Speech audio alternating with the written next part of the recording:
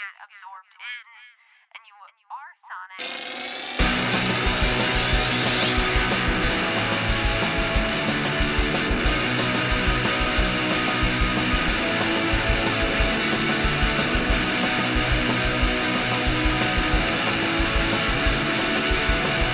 Brightest blessings, everybody, and welcome back to No Repeat, a podcast where we pick 3 songs every week with no repeats and no do-overs to create a perfect playlist for every spooky occasion life throws at you. Joining me are my co-hosts, Tyler Reed. Taylor's got a bit of a different tone tonight. It's interesting. I'm not sure what's happening, but I would like to take this time to apologize to the folks at home for last week's episode where I feel like I wasn't bringing the heat that I needed to. I feel like I was a little rusty. You know, we took 1 week off, and I just couldn't. I wasn't bringing the spice. I wasn't bringing back the critical commentary that you've come here to expect. So I just want to apologize. And I'm gonna nail it tonight, folks. Don't you worry. And Sean Evans. Did you know there are only 8 species of bears on Earth? How many were there before we killed most of them? Well, you could probably go down like the lineage and find a bunch, but I don't know how many have been extinct. But right now there are 8 classifications, species of bear. Thought that was interesting. There's only 8. Well, this is not a podcast about bears. Yeah, that's Joe Rogan. It's the first of our many spooky episodes in honor of October, the month of spooky, scary things. Tyler, what is our first frightening topic? All right, Ghouls and Ghosts, this week we got an extra special challenge for you, sent in by listener at home, Angry Tetris. He challenged us to find the perfect song for when you finally become a skeleton. And if you want to submit your own challenge, you can always DM us on Instagram and Twitter at NoRepeatPod, or you can send us an email at norepeatpod@gmail.com. This is going to be one of those narrative challenges where I want everybody to explain how their song relates to their becoming a skeleton. And if it was your transformation song, or if it was once you are a skeleton. I think there's some confusion here about what the actual challenge was. As usual, I mean, I'll end up being the most right, because that's usually how that works. But I can't wait. Well, Tyler, I know that you have kind of an opening statement on this challenge. Do you want to go ahead and deliver that now? I don't know if I really have like an opening statement per se, but I do think that I can just kind of explain my context for like what happened, or like the way that I chose my song, because I really think that's what, like Sean said, we really have to figure out what exactly this challenge meant to us. And so I'll just describe kind of what it meant to me. So I kind of imagine this is a song for like, sort of like a song, maybe not necessarily when you, not the literal transformation of becoming a skeleton, but like, yes, I'm finally a skeleton. I get to live my life as a skeleton. You know, you're kind of living out your life, however that may be, through maybe some sort of magical means. That's how I interpreted it. So, I mean, I can keep going, but I'll open the floor with that. That's kind of how I was. See, I thought you were gonna talk about the absolute glut of skeleton memes that are currently in circulation on the internet. Well, I just wanted to clarify my presentation on that. I mean, I could just describe to you my interpretation and dig further into that. Is that kind of what you mean? Sure, go for it. Okay. All right. So when I think about becoming a skeleton, I'm not really thinking about being like me, myself being dead. It's sort of maybe like a wizard turning me into a skeleton, or like, you know, some sort of like wacky magical, you know, like a PG-13 or like a PG movie, you know, that you could still watch with like kids maybe on Disney Channel, right? And so when I was thinking about like this kind of skeleton, I'm like, they're kind of dumb, right? Like, they don't have a brain. They're kind of, you know, and so I was thinking of like the Share Zone. I feel like the Share Zone is like a perfect example of like skeleton content, or like the way that we interpret. Please provide context. So the Share Zone is a Twitter account that just sort of takes just really crappy like JPEGs of skeletons and then like puts like really bad text over top of them. Like, if you can't handle me at my worst, can't say I blame you, partner. Or, did my sense of humor offend you? Buckle up, bitch. I'm about to apologize. And so it's just sort of dumb stuff. And I imagine that like I just imagine that like skeletons just kind of do whatever they want, but they just say sort of like dumb garbage all the time. And like I feel like Skeletor is kind of like a real goofy goober, and he's a skeleton and he's the evil villain, but we don't really take him very seriously, all things considered. And so I mean, I just think that skellies have kind of turned into a meme, you know, and that's just kind of what I imagined. Like, they're not really scary. They're kind of cute in a way that you poke them and they kind of fall apart and they pick themselves back together. Folks at home, for a little visual interpretation, Sean is his head in his hands, obviously upset, so. I mean, we also need to talk about the literal elephant-sized skeleton in the room, which is, of course, the recent discovery of the 12-foot-tall skeleton you can buy from Home Depot. A thing that has taken the internet by storm over the last few weeks and is perhaps the dumbest source of capitalist joy in my life right now. I love this thing. I think it's completely stupid. But if people are going to adorn their yard in political signage, why not also a giant skeleton to show that your nihilism knows no bounds? I mean, it's really a perfect example of, like, has science gone too far? You know, like, a real, like, who's the guy from Jurassic Park? Jeff Goldblum's character's, like, science didn't, like, just see if they could do it. They didn't see if it was actually, like, a good idea or whatever the quote is. Yeah. So, I mean, I wasn't going in that direction, but I appreciate your sentiment in taking us there. I would say I was in a similar but like maybe adjacent space, because I was going for the whimsical skeleton vibe. I was thinking like a kind of like Nightmare Before Christmas type scenario of like, I have fallen down the Halloween rabbit hole and am become a skeleton now. And this is what I imagine is playing at like the claymation skeleton dance party sort of thing.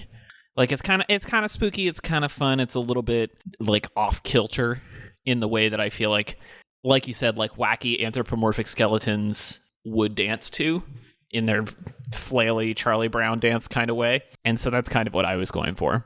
Sean, what was your methodology? I was looking for a song that reminded me about literal death and decomposition, decaying of some kind. No, not like that. No, but more so, what would it mean to become a skeleton? Which is, you know, the absence of you. I don't know. Yeah, I think you could use it in a figurative sense and be a skeleton of who you were before or something. I don't know, like, you know, like your flesh is rent from your body. Yeah, I mean, by like a dark wizard's magic. Yeah, or something. I mean, I like the idea of dancing skeleton universe, but I don't. But you're a little more dark than that. You're a little more serious, a little more edgy. Yeah.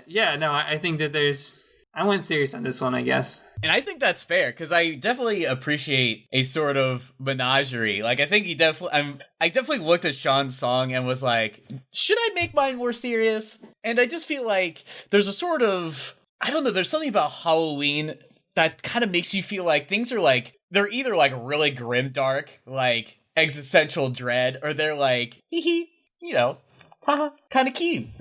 But it's like, I'm dead. Like, it's, you know, but like, I mean, there's the whole other half of Halloween that's like horror movies, slasher films, exorcisms. See, and my thinking was we have 2 more Halloween challenges to go after this. And so I don't feel like I needed to go serious on the very first one. I have opportunities to come for that. But let's just dive right into it, because I think we'll understand this discussion better when we have songs to link to the topic. And I think since he is probably the outlier in that he went super serious, Sean should go first. Perfect. Sean, what do you have for us this week? Okay, so this week, my song is called Snowblood by Ura.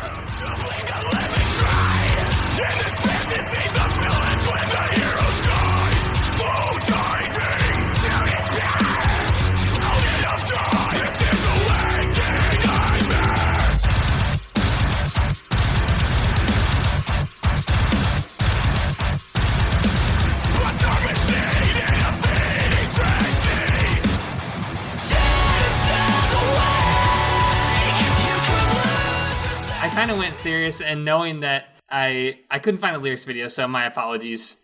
I tried just to you guys.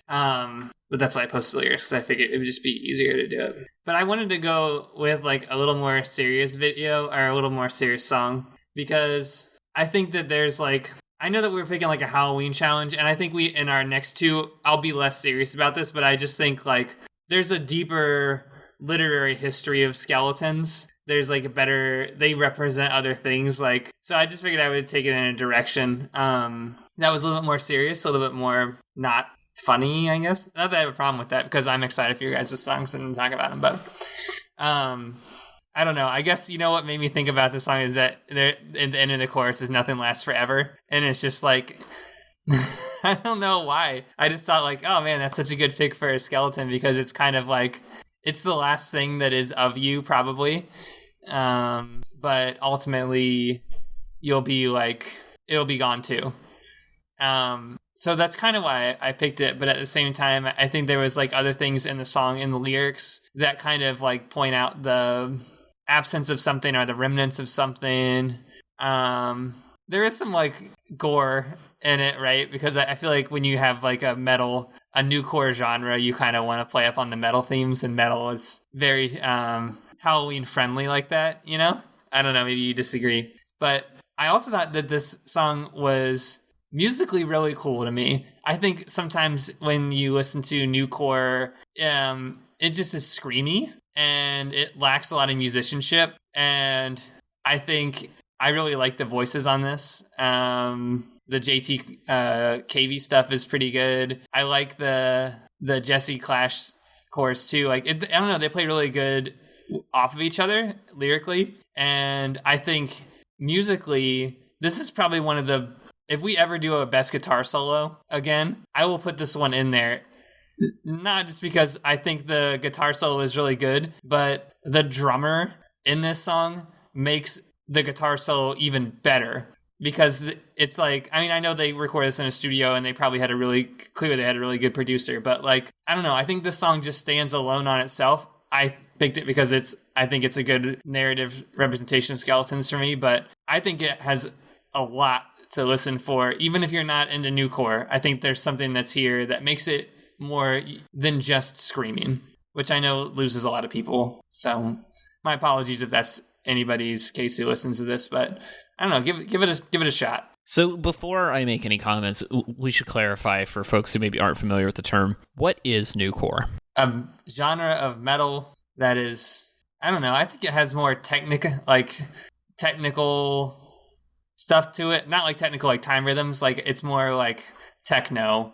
I feel like they always are more likely to have like synths and keyboards and but it's also mathematically there too. It doesn't have to be that way. This band is really mathematic.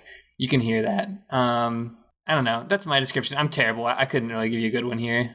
Wikipedia describes Era as a progressive metalcore band, which I feel like is probably an appropriate genreification of it, because progressive would imply that they probably have some more mathy elements or different, so like playing with time signatures or stuff like that. So I think it probably fits in kind of with Sean's description. Yeah, so with that being said, like, I am notoriously not a big metal person, and especially not a unclean vocals person, but this is the kind of stuff that I can really appreciate, even though like it's not something that I would seek out on my own, for a few reasons that Sean really pointed out well. I think first and foremost, when I listen to a song like this, the just sheer talent of the instrument, like of the people playing the instruments, is mind-boggling.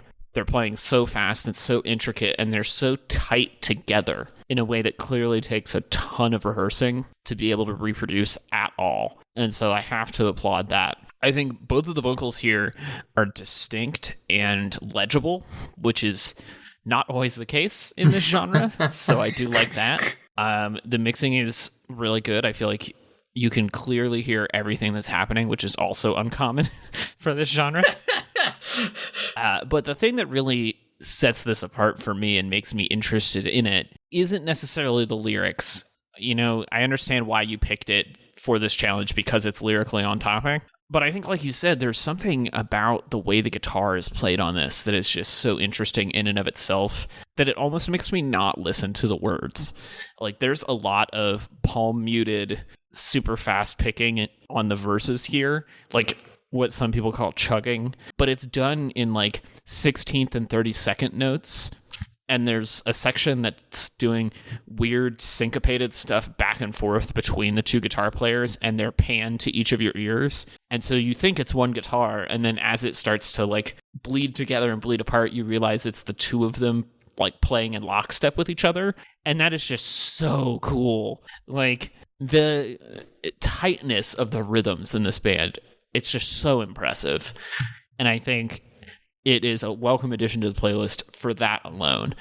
Lyrically, yes, it's about death and dying and decay. I guess it fits the topic. Like, this is a really hard topic to do things with, and so I think you found a creative solution and got to put in a song that sounds like nothing I have heard in a long time. So, well done. So I was actually flirting with this genre a little bit this week because we had actually picked a different challenge. And we kind of switched it up a little bit. It was supposed to be our favorite song or our least favorite genre. And so I was really going to be like, I like country and I like rap, to some extent. But really I was like, in some senses, I don't know if I could listen to like a full like metalcore album.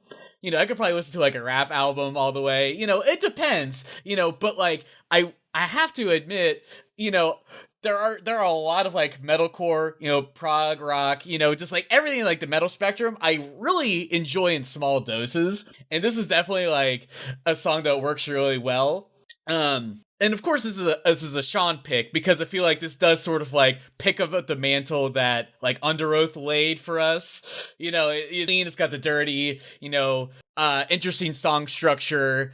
So at a base level, I enjoy it, and I really think, especially the clean vocals probably do the most for me, especially because of the harmonies that exist in the chorus. The most satisfying part was probably, obviously kind of like the resolution, of Nothing Lasts Forever.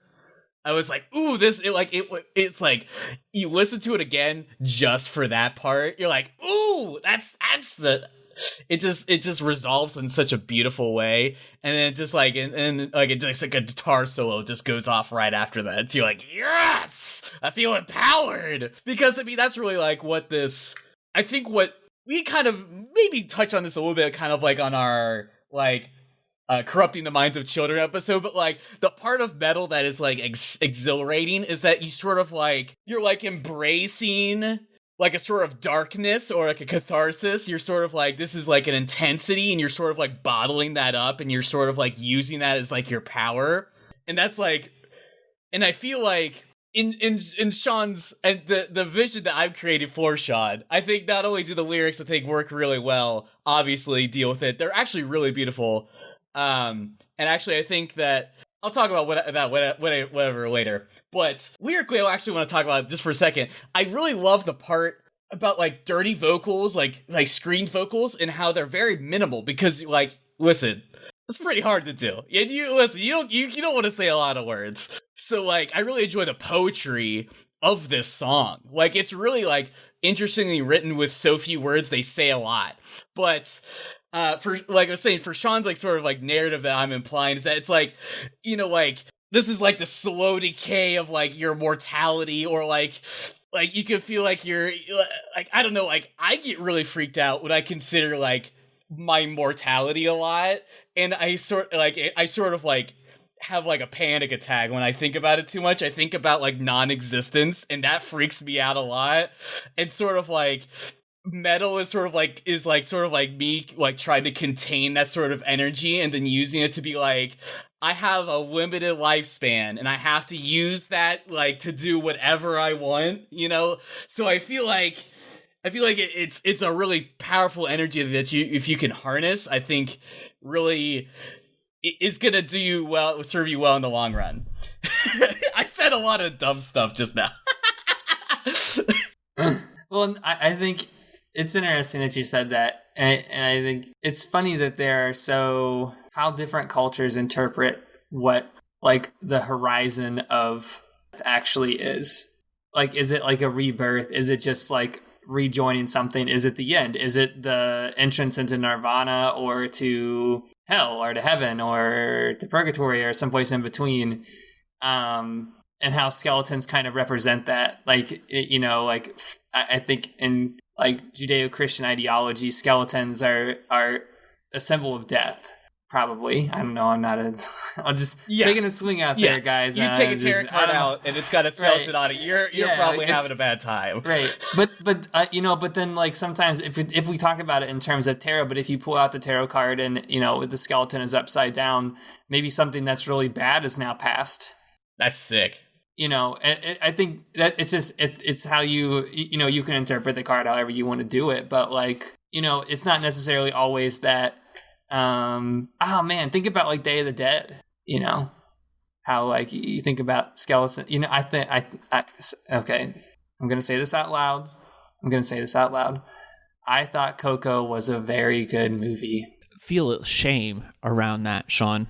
You don't. I think it's something that I wanted to talk about in my pick, and so maybe that's a good segue, but I find Coco to be absolutely breathtaking, and it's probably Pixar's best work. Don't at me. Or do, if you liked Coco. Maybe we can talk about that some more on my song.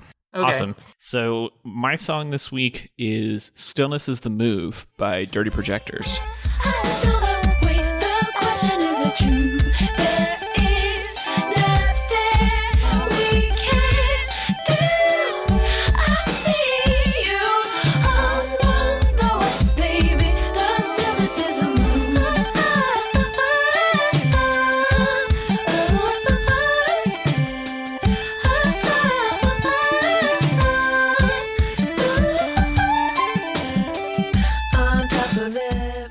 I've been waiting on this one. Stillness is the Move is the lead single, probably the breakout single, off of Dirty Projectors' Bitte Orca, which is considered kind of like their magnum opus album. They're a art rock indie pop band from the 2000s. They're still active, but this song is how I discovered them. I've always loved this song, and it just sounds so bizarre. Like, it is so unlike anything that I had ever heard to that point, and it still feels really unique and interesting now.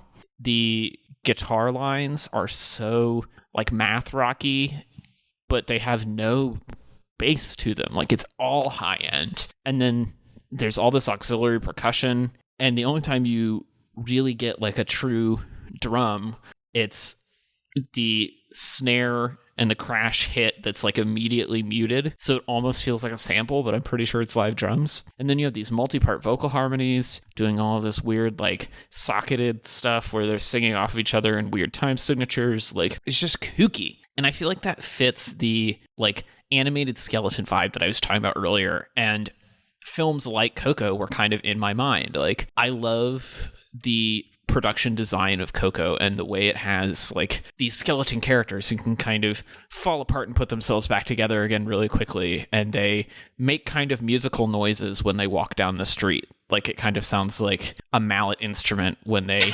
move, which was an intentional choice, right? It's a thing that the people at Pixar wanted to do. The whole world just feels kind of artful and musical and whimsical in a way that I feel really fits this song. And I like that way of thinking about skeletons because it's kind of a like acknowledgement of the otherworldliness of death, but also an acceptance of the facts of it, right? And I think part of the fun of Coco and of Nightmare Before Christmas and of a lot of like Halloween media and conceptions around Halloween or Day of the Dead or any of these holidays is this kind of like playfulness around like taking the sting out of death by making a joke out of it. And this song isn't necessarily about that, but I just feel like it has that kind of energy to it. Like, I could see a bunch of cartoon skeletons dancing to it, or like, a second New Orleans second line in a weird art pop universe, like in skeleton costumes playing this song while they march down the street. And so that's kind of what I was going for. I get it. I see what you're saying.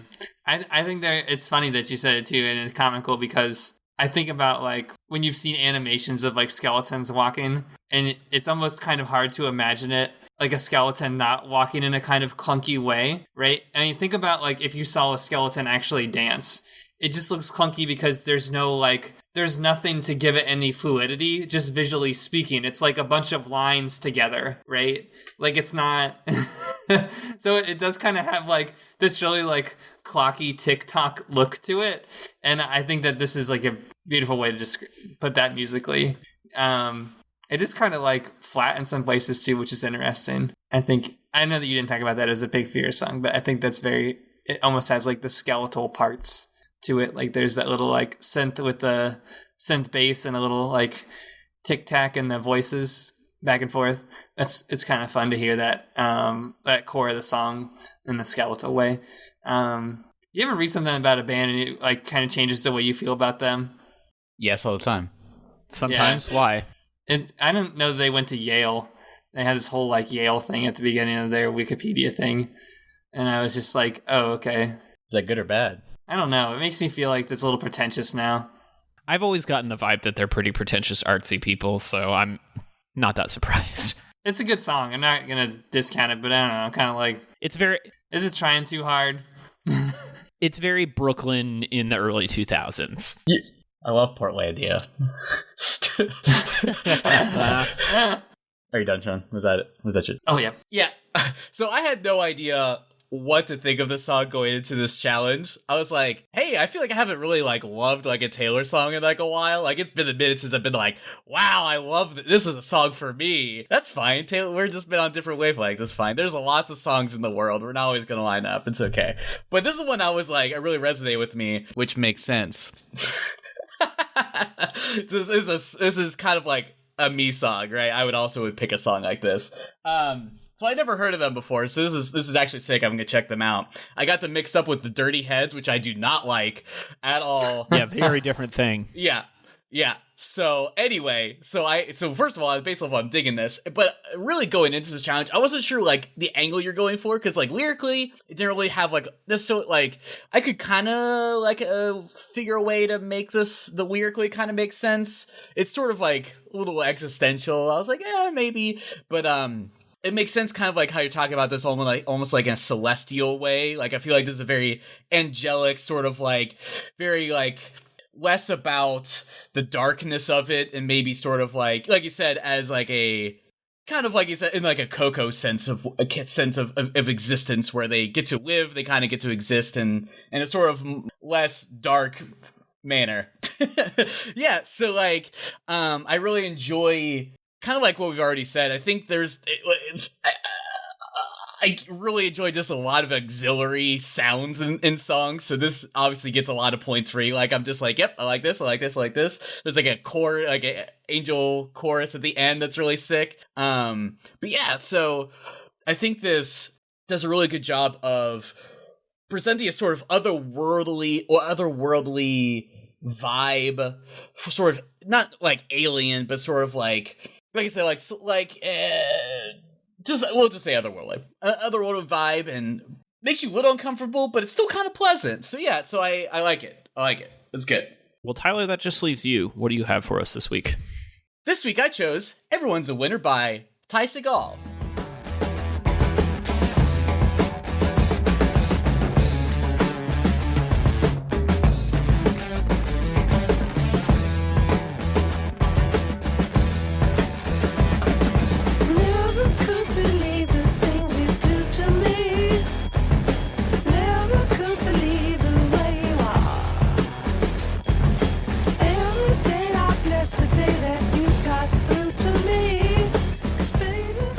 You all to imagine when you're hearing this song, as the song is playing, you get to look at the gif of the skeleton putting on sunglasses and saying hell yeah. That's kind of the vibe that I have going on for my pick. But yeah, so when I thought about this challenge, I was picturing that vibe, and I just kind of wanted something that sounded kind of dumb. I don't have like a lot of experience with Ty. Like I've listened to maybe a few songs here or there, but I distinctly remember them having like a really crunchy, like almost like deep fried guitar sound. That was kind of the vibe I wanted to go for, because I don't know, there's something about it that just sort of like just feels kind of dumb. It feels very simple. It feels very it has like a swagger to it. It has a real sense of place in it. What's funny is that I didn't fully realize this was a cover of a song by Hot Chocolate of the same name, and I picked this one because I love the guitar sound of this one so much. But yeah, so "Everyone's a Winner" is just kind of sort of a kind of cool, sexy song. You know, it's just kind of it's got a real swagger to it. And I was just imagining a skeleton just sort of like jamming down the street, just hanging out. Because I think what I'm imagining for like my skeleton universe is that like just some goofy magic happened to you, and like I feel like initially you sort of have like you're fully formed like mind and thoughts, but sort of like the longer you become a skeleton, because I mean I guess you're a skeleton forever, I guess you kind of start to lose yourself, and you sort of start to just go down to your bare essence of your personality. And so I just feel like this song is like a song that's very bare bones, as a very the structure is very simple, and I just imagine that like this guitar riff is like the only thing that you remember how to play, because it's just like it just gets stuck in your brain. It just keeps going over and over again throughout the song, and it's so good and it's so catchy. And I just imagine that's like, head empty, only everyone's a winner guitar riff. I saw this pick come in and I was very excited because, like you, I have almost no experience with Ty Segall, except that last fall I absolutely fell in love with one of the singles off of this record called My Lady's on Fire, which sounds like a mid-70s Rolling Stones cut. Like, it's just so fun. And I remember thinking, like, I need to look this up, and then just kind of forgetting about it. And so as soon as this pick came in, I immediately added this album to my library to listen to later, because I must hear this thing. Yeah. I think you're absolutely right about the characterization of the skeleton, right? I'm very much imagining, like, remember the old Flash game QWOP? Yes. So, for those who don't remember QWOP, it's a game where you play an Olympic sprinter, except you control the muscles in his legs individually. And so your Q and W control the upper leg muscle and the lower leg muscle in one leg, and then O and P are the other leg, thus the name QWOP. And you have to hit them in the exact right sequence to make him run without falling over, and you end up just like flailing about haphazardly. And I feel like this song is like playing in the background as the skeleton like QWOPs its way down the street, just like falling over itself because it has no muscles or tendons or anything to keep it together. But it still kind of feels cool, in like a goofy, ridiculous way. I absolutely adore the distortion on this guitar. I think it just adds a ton of character, kind of fusing this southern rock sound with the R&B like soul revival of the Hot Chocolate original. His falsetto vocals are a little bit goofy, and anywhere else I think I would be distracted by them. But here, I'm digging it. I feel like it works. So, well done. Oh man, so much to say here. Most of it is corrections. Oh no. And where do I start? So, I've actually had this song on my secret playlist for a while, so kind of F you. But also thank you. I actually found this song when I was going through my I want to find the perfect fuzz sound phase, because it's not distortion, it's actually fuzz. So get right, Taylor. No, I appreciate Sean's correction. I need to learn. Gotta act right. And then the other part, I'm actually a little bit disappointed in Tyler right now, Taylor, because he made a dick joke on our podcast. Yeah, he's been talking about boners this whole time. When he started, he directly referenced a boner. I'm not going to dignify this. Continue, Sean. It's disgusting. You've lowered this to 102. There's nothing wrong with being That's a bone the daddy. episode. I don't know what you're talking about, Sean. There's that. No, I like this song. I like Ty Segall too. I think his music is fun and the sounds are cool. I like the goofiness of it. I like your narrative. It works out really good. I'm happy that this is on here too, because I feel like this is just a fun song. And you're right. Once that line gets in your head, it's almost impossible to get out without hearing some Tom Petty. But yeah, great choice. All right, now it's time for notable B-sides. These were songs that were so close to getting picked, but they didn't quite make the meat on this Bones, I guess. I don't know. That was terrible. Anybody got some notable B-sides? A for effort. Yeah, definitely not your best. A little bit on the nose, but I had Bones by Radiohead. Holding On for Life by Broken Bells, and then again, a little too on the nose, but Skeletons by Junior Jr. Got him. I was gonna say, I was really close to picking an Avenged Sevenfold song. Ooh, that would have been good. I forgot about the boys. Yeah, see, that's the thing. It was gonna come off City of Evil too, but I course. thought I could do better. I could pick a more contemporary song. That's kind of what I decided I want to do more. The other really top contender for me is E-Pro by Beck.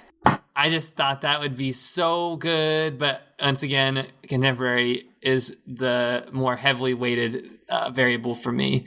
But just check out E-Pro. It's such a funny skeleton video. It's I was such going to a say, clumsy there's a skeleton song. in the video. Yeah. Yeah, that's what I mean. It's kind of just, it's so, when you were talking, that's why I thought it looks so clumsy, because I think of that video and whatever like animation that is called of like, you know, the skeletons walking around in E-Pro, and it's funny. I don't want to say I shot from the hip. I thought a lot about the songs. I don't know if I got to songs in particular, but I got to different artists. I was looking at Cloud Nothings. I was looking at Dead. I was, I looked up, I went back to my, what was it? It was like a Dead Surf Core. Surf Curse, that's what it was. The band Surf Curse, they had there's a playlist called, hold on, let me see if I can find it. Spooky Surf Rock. That was kind of was a vibe I was kind of going for.